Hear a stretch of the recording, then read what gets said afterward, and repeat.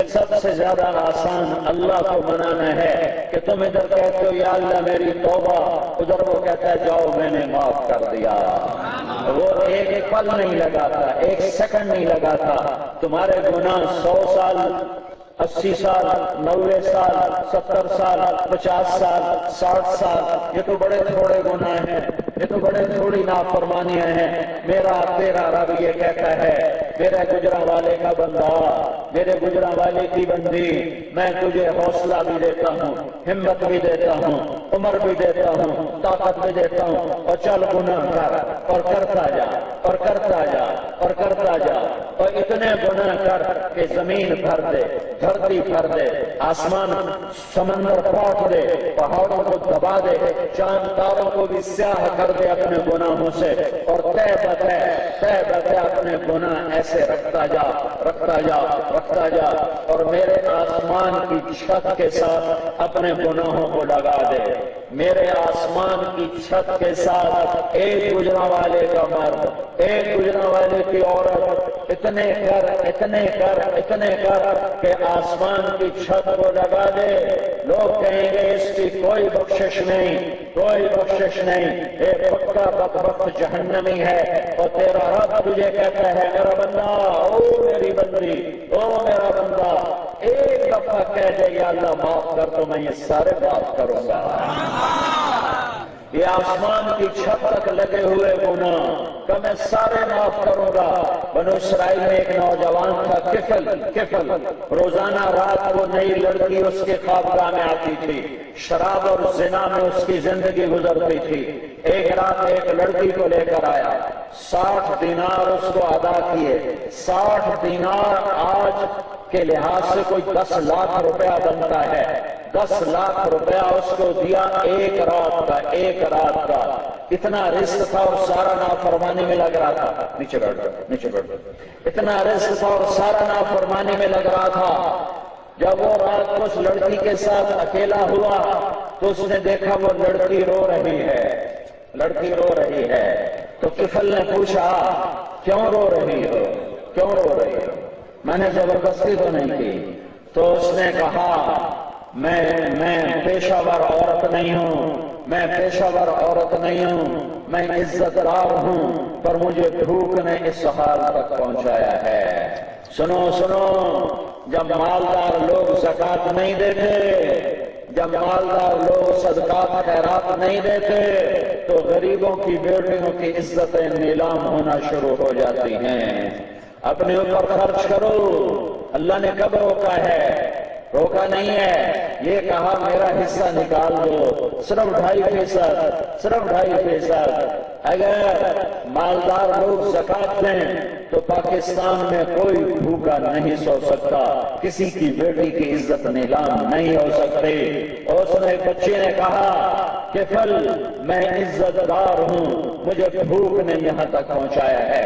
تو کفل رونے لگا اور کہنے لگا جس عزت کے ساتھ تو آئی تھی اسی عزت کے ساتھ واپس چلی جا۔ تجھے جو دولت تجھے دی تھی، پیسہ وہ تجھے ہدیہ ہے، اور میں بڑا خطبہ انسان ہوں، میں تیرے آنسوؤں کے طفیل توبہ کرتا ہوں، تو میرے لیے دعا کر اللہ مجھے معاف کرے، میں توبہ کرتا ہوں۔ وہ لڑکی گھر چلی گئی۔ کفل کو نہیں پتا کہ اگلے لمحے کیا ہونے والا ہے۔ تھوڑی دیر کے بعد اسی رات کفل کا انتقال ہو گیا، وہ مر گیا، اسے خبر بھی نہیں تھی، جوان موت۔ کل کے دن کفل کے لیے کوئی جنازہ کوئی نہ آتا، کوئی قبر کوئی نہ آتا، کوئی کفن کوئی نہ آتا۔ کیوں؟ وہ تھا ہی ایسا بدمار کہ جاؤ مر گیا مردود، خس کم جہاں پاک۔ لیکن میں اس اللہ پہ قربان جاؤں جو سن رہا ہے، دیکھ رہا ہے، وہ کتنا غفور الرحیم ہے۔ ارے تم تو امت محمد ہو، وہ تو امت موسیٰ تھا۔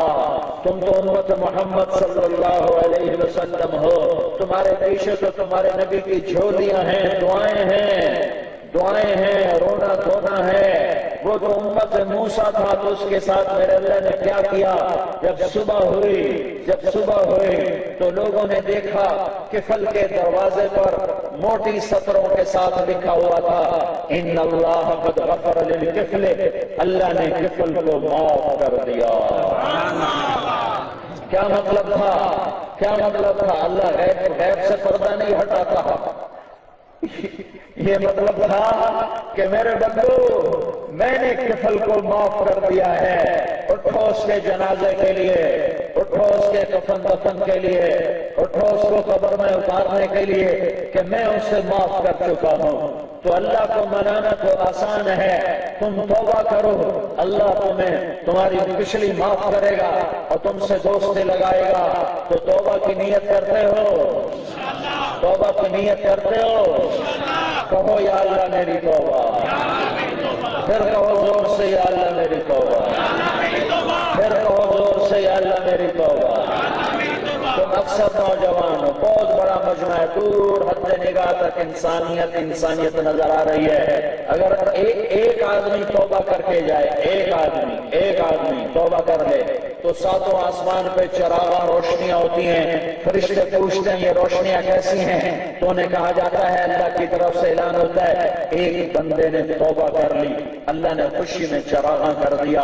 یہ 40-50 ہزار کا مجمع، شاید اس سے بھی زیادہ ہو، یہ اگر آج توبہ کر کے واپس گھروں کو جائے گا تو میرا اللہ ان پر کتنا خوش ہوگا، کتنا راضی ہوگا۔ تو میرے بھائیو، اللہ کو ساتھ لے لو، اللہ کو ساتھ لے لو، اللہ کو ساتھ لے لو۔ اللہ کو ساتھ لینا سب سے زیادہ آسان کہ اس کو آنا نہیں پڑ۔ میں تو آیا فیصلہ آباد سے بیان کرنے کے لیے اور مجھے تو آنا پڑا۔ میں جب اللہ کو کہتا ہوں یا اللہ آ جا تو اللہ کو آنا نہیں پڑتا، وہ کہتا میں تو تیری شہرت سے زیادہ تیرے قریب ہوں، اقرب الیہ من حبل الورید۔ اللہ کو بول، اللہ آنے جانے سے پاک ہے، زمان و مکان سے پاک ہے، اسے آنا نہیں پڑتا، اسے جانا نہیں پڑتا۔ ہم توبہ کریں، وہ ہمارا حبیب ہے، ہمارا مہربان ہے، ہم پر کرم کرنے والا ہے۔ تو میرے بھائیو، یہ بہت بڑا مجمع، آج نیت کر کے جاؤ کہ ہم نے اپنے اللہ کو جیسے معبود مانا ہے، ایسے ہی اللہ کو محبوب مان کر اسے راضی کرنا اپنی زندگی کا مقصد بنائیں گے۔ تو نیت کر لی سب نے؟ اللہ تک پہنچنے کا ذریعہ پیسہ نہیں، رزق نہیں، مال نہیں، دھن دولت نہیں، حسب نسب نہیں، اللہ تک پہنچنے کا ذریعہ حضرت محمد صلی اللہ علیہ وسلم کی ذات ہے۔ آپ واسطہ ہیں، آپ واسطہ ہیں، آپ وسیلہ ہیں، آپ وسیلہ ہیں، آپ واسطہ ہیں، آپ وسیلہ ہیں، اللہ تک پہنچانے کا ذریعہ ہیں۔